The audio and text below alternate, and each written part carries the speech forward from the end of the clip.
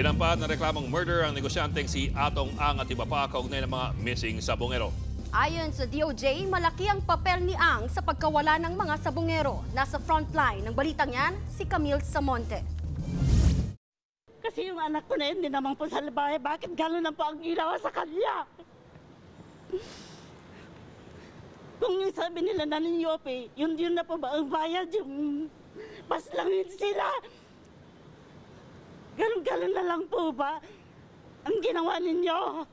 30 pamilya ng mga nawawalang sabongero ang nagpunta sa Department of Justice. Naghain sila ng reklamong murder at serious illegal detention laban kay Atong Ang at sa tinatawag na Alpha Group o yung iba pang malalaking taong may kinalaman sa isabong. Mga kinasuhan po namin, siyempre yung aming talagang matagal nang hinala si Mr. Atong Ang, kasama sila Eric De La Rosa, RJ Mejia, at saka yung ibang mga pulis, si Attorney Caroline Cruz. Ito yung mga kasama po dun sa aming mga complaints. Ang hiling namin sa kanila ay talagang masusing pag-aralan, imbestigahan para talagang magkaroon ng probable cause at para sa gayon magkaroon ng basis para ma-issue na po sila ng warrant of arrest sa lalong madaling panahon.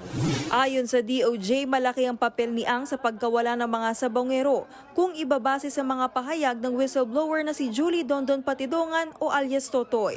Siya ang main player sa isabong. Siya ang amo ni Totoy or Dondon.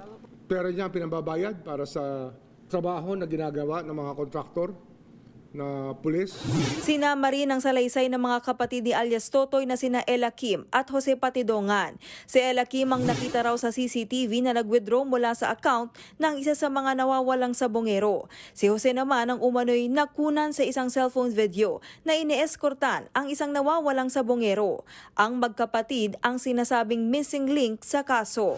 Ang masasabi ko lang, so ito na, nagsisimula na yung kaso namin. Hopefully, magkaroon kayo ng konsensya, pero sa tingin ko wala na naman na kayo nun. So, tignan na lang po natin. Natanong din si Remulla kung kasama si Gretchen Barreto sa sinampahan ng reklamo. Ito sa Jane to, maybe she's the one. I don't know. Pero